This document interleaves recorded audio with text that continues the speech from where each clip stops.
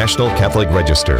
This is Register Radio, bringing light and clarity to the news and topics that affect your life.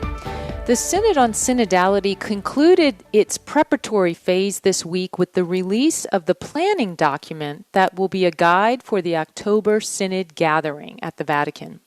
The document lays out what promises to be a very wide-ranging discussion on Pope Francis's vision of a more inclusive, decentralized, and namely a listening church. Register Senior Editor Jonathan Liedl joins us with analysis on what is in the document. Then we hear from a young woman who converted from Judaism, then to Protestantism, then to Catholicism, and is now witnessing to others about the power of the Eucharist. Joanna Wischer shares her story. I'm Jeanette DeMello, Executive Director of the National Catholic Register and your host here on Register Radio. So most of you know the Catholic Church has been in a multi-year synodal process called the Synod on Synodality. It has included listening sessions around the world at the diocesan level, national level, continental level, and now it's moving to the global level in October. And with the release of this Instrumentum Laboris, as it is called in Latin, which means a working document, we now have a guide, if you will, for what is going to happen in October. Joining us today to talk about this is Jonathan Liedl, Senior Editor for the Register. Jonathan, welcome. Thanks, Jeanette. Good to be with you. So, Jonathan, this is a 50-page long document in English. It's written in a style that's really quite different from other Instrumentum Laboris documents, working documents for other synods. Let's just start with that. How is this style different from other documents? Yeah, I think other Instrumentum Laboris Cs, if that's the plural of it, as you said, the kind of working document for a synod of bishops. Oftentimes, they're already put together as sort of the pretext, right, for what might come out of the synod. They consult with bishops around the world, they get feedback, and they kind of lay out, okay, here's what we seem to be hearing. Let's have a discussion about that, and let's move forward. I think, this Synod of Bishops, right, which, as you've pointed out, is part of this multi-year, multi-stage Synod on Synodality, it's a little different. And so the Instrumentum Laboris is also different. It really has the first half of the document is about sort of detailing where we have been, right, what has occurred, from the diocesan stages to the continental stages, and now coming to this point in October 2023. What have we learned, or what has emerged, or what seems to be true about a synodal church? So it provides some descriptions of what synodality ought to look like in the church, and how we can go about discerning that and applying it. And then the other second half of the document is very practical. It's a pretty lengthy set of questions or worksheets that will be taken up by the participants in the Synod of Bishops coming up in October, really centered around the three themes that have been at the core of the Synod on Synodality. So communion, responsibility, and participation. So that's what the document contains. How will it be used? Well, I think, first of all, it's meant to get everyone on the same page, right? There's been a lot said in the past couple of years as part of this process. So it's meant to be a kind of synthesis of that. It doesn't say you shouldn't go back and read other things. It definitely encourages you to read the Church's teaching on relevant aspects of this, everything from Lumen Gentium to the International Theological Commission's teaching on the Sensus Fidei. But this is kind of like the starting point. You can read this and get caught up to speed. And then, of course, the worksheets will be used in small groups or small circles that'll be part of the Synod of Bishops. So alternating between different groups, getting together and talking and sharing their insights, their experience before they come together for bigger plenary assemblies. And of course, it should be mentioned that the October 2023 Synod of Bishops is not the end of this process. In 2024, there will be another Synod of Bishops related to this theme. So the document and then the gathering in October is kind of meant to set the stage for that in 2024, where a final document will be produced Right. from that synod. Right. I mean, it is a couple things to mention. You said you can kind of read this and get caught up with where things are. Yes, you can, but it's mostly a reflection of what the people who were consulted in the other synods, what they expressed were needs of the church. And so it's not like a document with teaching. It's more of a document that raises questions that the church, the people of the church, it talks a lot about the people of God, believe should be examined and should be explored more and hopefully answered. But it makes a point. It says it's not a magisterial document. It's not something that proposes to resolve questions, but really to be used for greater discernment and discussion. It goes on and on about how discussions should take place. So it's a very different document, I would reiterate, than what we've seen in the past. And as you said, it's explicit that this next synod gathering in October is not intended to resolve the questions that are asked. They're actually going to maybe narrow them down to what kind of further study is needed. And next October in 2024 is when those synod assembly, I guess synod participants, will be proposing something to the Holy Father, which he can then either affirm and make his own in a document, or we don't know what, right? It's just all been so different, he'll be full of surprises. But let's talk about some of the themes, Jonathan, that have emerged in this. Some make some people very uncomfortable, others are have naturally been a part of the process all along these few years. So what are some of the themes that emerge here?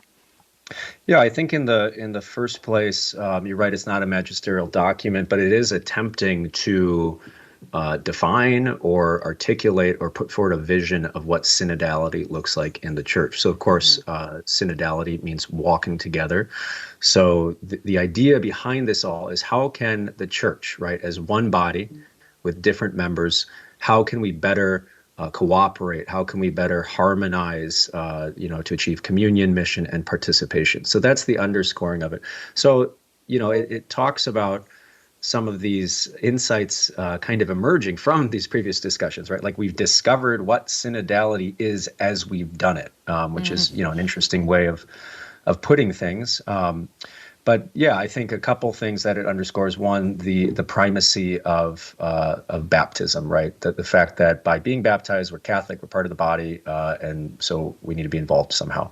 And then it emphasizes listening, emphasizes encounter and dialogue, and emphasizes, being a church that goes out, that is outward oriented and welcomes others. And just to kind of touch on a lot of that, my reading of it, I think there's so much concern often about some of these themes because they seem to be said in ambiguous ways, or they're not grounded in either church teaching or aren't clear on how this listening, how this encounter, and how this going out and making people feel welcome. At one point it says that's the church's mission, is to make people feel welcome, which if you cherry pick that's really okay, to make people feel welcome. Well, what if someone really disagrees with like a central claim of a belief, a truth, right? Like if a Muslim person doesn't feel welcome because we believe in a Trinitarian God, what do you do about that, right? Or someone rejects the church's teaching on sexuality. And, there are paragraphs, though, that I think that clarify, for instance, that truth and love can never be separated, and that to authentically welcome someone involves the church's teaching. I just think they're not the emphasis of the document, right? And I think that, and there's a whole other separate conversation we could have about the difference between these documents and the way people in the media and even in synod leadership talk about them, right? Which I think is maybe a major source of confusion or concern that people have. But But they are in the point being is that I think there's a way of reading this and understanding what it's proposing in terms of synodality in a way that doesn't need to be divorced from the truth, that doesn't need to be divorced from church teaching. The second half of the document. Oh, go ahead, Jeanette. If you I wanted was to just jump going in. to agree with that. There are questions in here that when you read it, you're going to, people go, "Oh my goodness, haven't we been through this before?" One of them talks about. There are calls for the question of women's inclusion in the diaconate to be considered. Is it possible to envision this in what way? Well, you could say we've been there. The church has been doing this. Why are we asking the question again? Or you could ask the same thing. One question goes into Amoris Laetitia, making people who have remarried and divorcees or people in polygamous marriages or LGBTQ plus people feel more welcomed. Is there a way to do this? Those kind of questions, people just get irritated that they're even being asked. But the attempt here is to draw people into discussion, and so that when they are answered, there is a grounds for perhaps understanding. Now, how do you do such a process? That's the practical trouble with a process like this. Yeah, and holding it at the global level too, I think it's just so unwieldy. And as you pointed out, the document constantly talks about, we consulted the people of God. But as a lot of people will point out, the participation rate, among the Catholic faithful is not that high, right? Mm-hmm. And in a place like the U.S., I think it was between 1% and 2%. In Western Europe, it was even lower. So it seems strange then to, based upon that, claim that you're hearing the Spirit of the Holy Spirit working in people's lives. But I think something the document does point out, and this can sound kind of cliche, but that there is value in even the coming together and listening, right? You're not going to resolve all the differences, but as members of the church, right, you're sort of affirming this mutual belonging, which is important. And I think, we'll see, how the whole thing goes on the universal level. I think there is truth we probably know from our own personal lives, right, or from our local parish setting, that when we do have opportunities to exchange viewpoints, to listen to each other, to be heard, not divorced from the church's teaching, nor from the bishop or the parish pastor's responsibility, their apostolic responsibility, right, to govern and make decisions. That can be a fruitful experience. It can lead to communion. So I think that's something I'd point out. But you're right. I think, the issues you mentioned, the sort of neuralgic ones related to sexuality, it seems like the church has taught about these things. The church has taught decisively about these things. And people continue, some people, right, perhaps with an agenda, continue to kind of push it in spite of the church being clear about it. And I think that's obviously a place for concern. Now, the document does say, well, hey, when these things happen, it could be because the church's teaching hasn't been communicated well enough. It could be because we haven't shown people how to apply this in our own lives.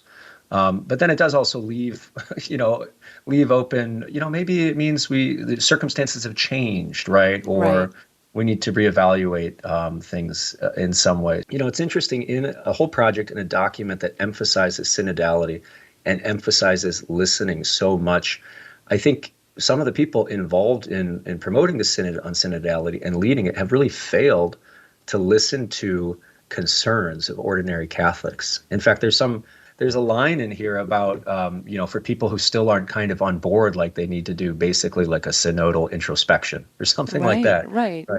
Some of the most faithful people in the church, who haven't been able to wrap their brains around this are the ones who might say, wait a minute, you're telling me to go think about it? So there's a lot here.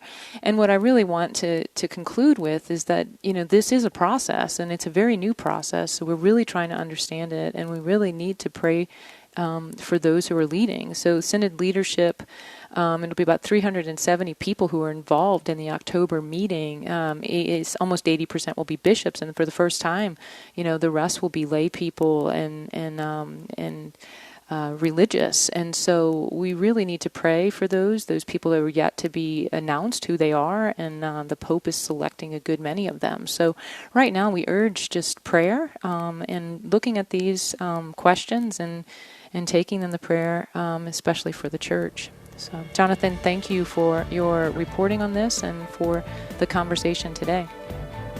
Absolutely. Thank you, Jeanette. When we come back, we'll hear from a young convert on how her love of the Eucharist grew. This is Register Radio on EWTN. Stay tuned for more. If you need your news on the go, read the Register online. But if you want to take your time and savor the stories, then subscribe to the National Catholic Register's print edition. And with award-winning Catholic journalism that goes beyond what you'll find from any secular news service, you'll get the real story behind the events that unfold over the course of the year. Try the Register for free today and get it delivered to your home, office, or parish. Join the Catholics who depend on the Register for its faithful and courageous reporting. Get 6 issues free today online at ncregister.com/radio or call 800-421-3230 and mention code radio. That's ncregister.com/radio or call 800-421-3230 and mention code radio. The National Catholic Register. Read faithfully. Let's return to Register Radio on EWTN. Welcome back. I'm Jeanette DeMello, Executive Director of the National Catholic Register, and your host here on Register Radio. On Corpus Christi Sunday, June 11th, Catholics in the U.S. began the second year of the Eucharistic Revival, launched by the bishops in 2022. We began this year of preparation on Corpus Christi. It's a year of parish-level revival, let's say deepening our faith in Jesus, fully present in the Eucharist. And this is in preparation before next year's National Eucharistic Congress in Indianapolis, Indiana. And as a part of this Eucharistic revival, the National Catholic Register is bolstering our content on the Catholic teaching on the Eucharist, but also highlighting the power of the Eucharist in individual lives. And one such example, a story of Joanna Wischer, who wrote the blog, "I was Jewish, then Protestant, now Catholic, and here's why the Holy Eucharist strikes me so powerfully." The Register published that at ncregister.com on June 12th. And Joanna joins us today. Joanna Wischer was born and raised in New York City. She's a graduate from American University in Washington. She served as senior policy analyst in the Trump White House in the Office of Trade and Manufacturing Policy, and before that she served in the U.S. Department of State in the White House Liaison's Office, focusing on personal leadership for the agency. Joanna Wischer was initially baptized as a Protestant in April of 2016, but then confirmed into the Catholic Church February of last year, 2022. So I'm so pleased to have you here today, Joanna. Thank you so much for joining us. Thank you so much for having me. So every year around the Feast of Corpus Christi, really right after, we ask our listeners, our readers at the Register, to send in pictures of how they celebrated the Feast of Corpus Christi. And usually we get these wonderful examples of processions and small vignettes, right, of how people celebrated the day. And for you were able to submit a blog about your love of the Eucharist and how powerful it has been in your own life. But let's start with Corpus Christi. How did you celebrate this year? Well, for Corpus Christi, I was blessed to have my husband's parents. So my parents-in-law were in town. We went to the Basilica of St. Mary. We had a beautiful Mass, and that was followed by a procession, a Eucharistic procession. And the processions are so new for me as a new Catholic. And it strikes me every time because Jesus' real body and blood is in front of us daily, if we want to go to daily Mass. So it was really beautiful and wholesome. Yeah, it draws you in. I mean, there's nothing like it. And even if you're not expecting to see one, and there's a parish that is right along a service road when I pass on a big highway near my house. And last year, I remember just being caught by surprise, seeing their, grandiose procession right there alongside of this major highway. And it has this extreme power, to draw you in and to say something is different here. And that is one of my favorite aspects of Corpus Christi, is just bringing the sacred right there into kind of everyday life and saying, stop, Jesus is here. So it's a wonderful time of year to reflect on his presence. Truly, I'm intrigued by your story. I'm so grateful that you can tell it here. As I mentioned in the headline of your blog, you journeyed. It was really kind of an unusual one, from Judaism to Protestantism and now to Catholicism. How were you led through all of this? What is your story? Long story short, I feel like I could write a whole book about it, because I wasn't raised in a super religious environment. I grew up in New York City. Our cities are unfortunately plagued with a lot of secularism, but I was so blessed with parents that cared about my cultural education.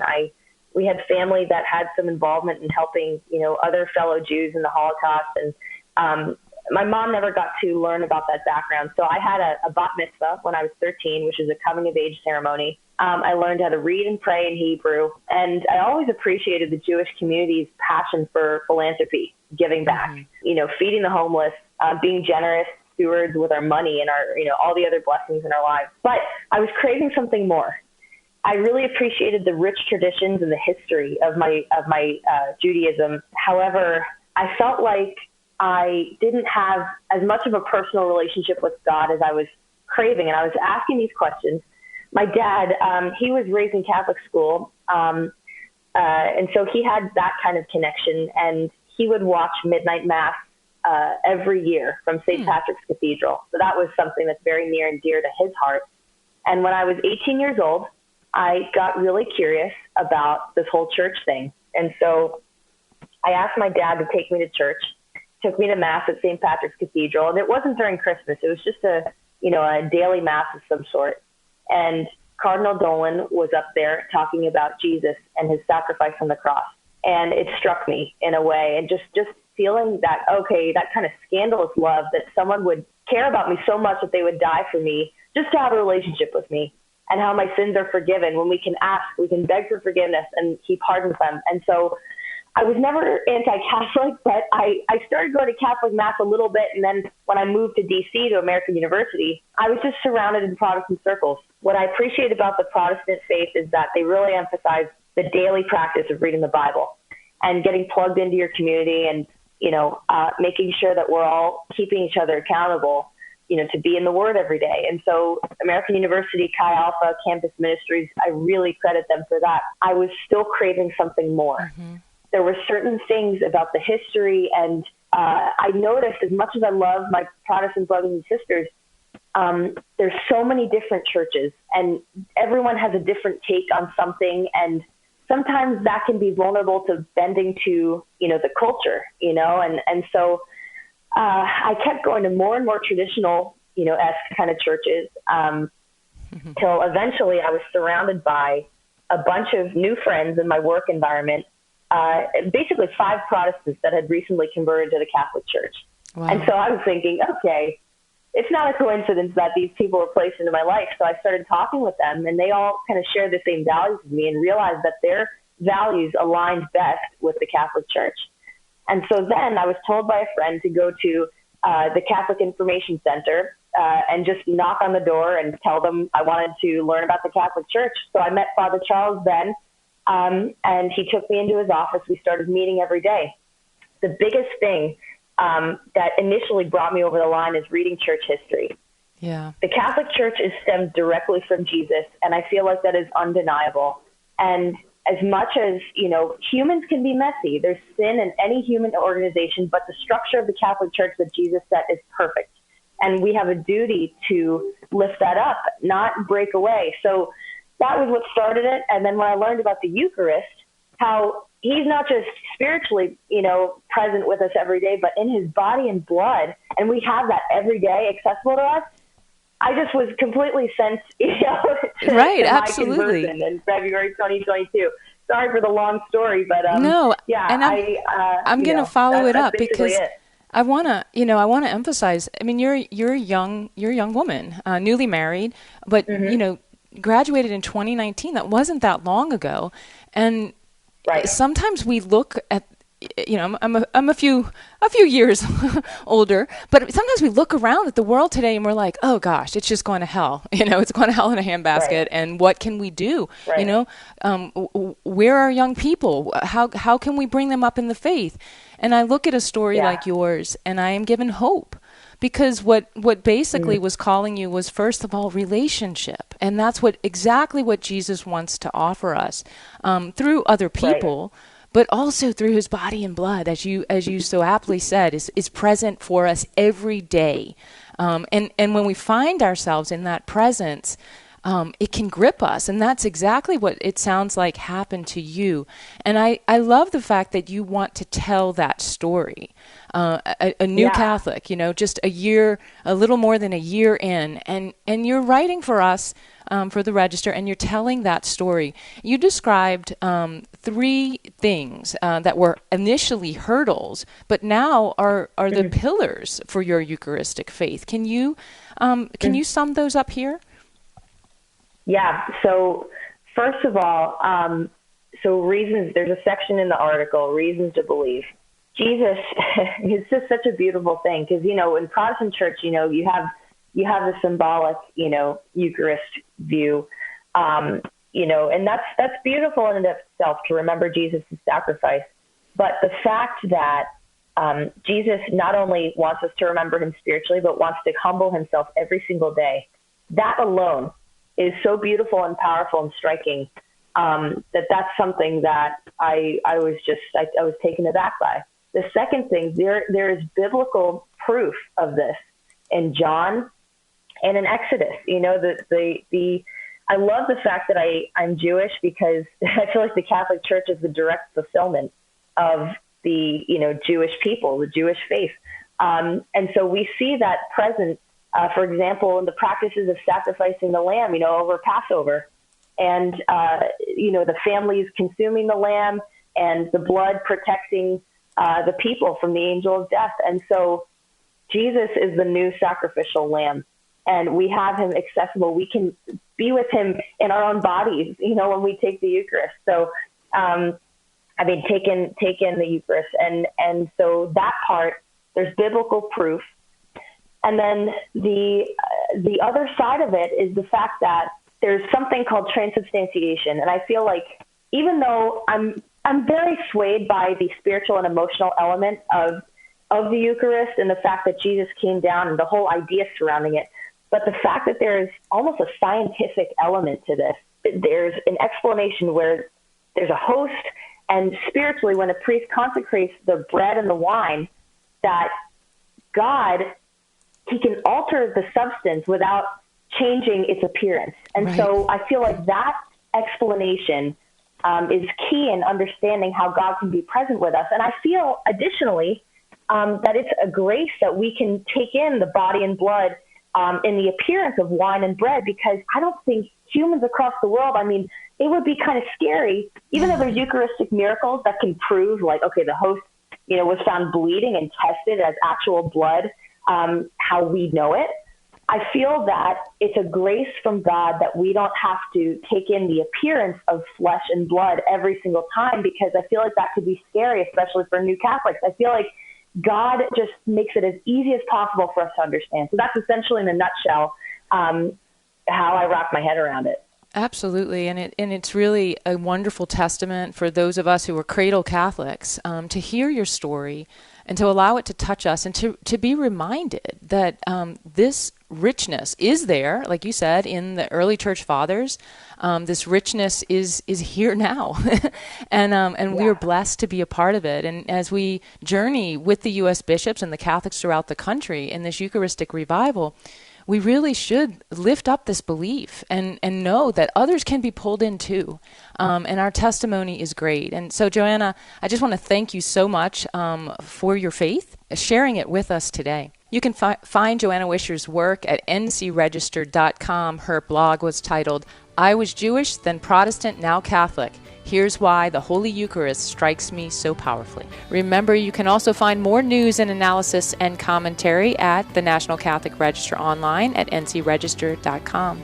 Thanks for joining us on Register Radio here on EWTN.